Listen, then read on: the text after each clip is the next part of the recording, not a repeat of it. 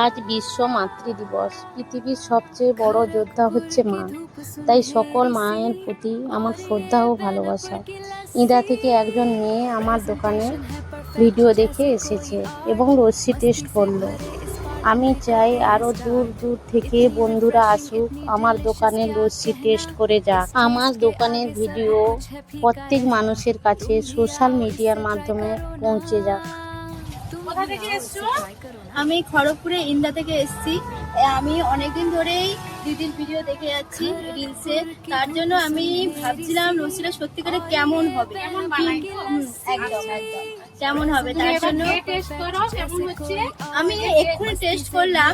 যেরকম দেখতে দেখো অনেক সুন্দর, যেরকম ডেকোরেশনটা আর তেমনই খেতে অনেক অসাধারণ, আর প্রাইসটাও যথেষ্ট কম। তাই তোমরা আমি বলতে চাই তোমরা একবার হলেও এখানে এসে লস্যিটা তোমরা সবাই টেস্ট করে যেও।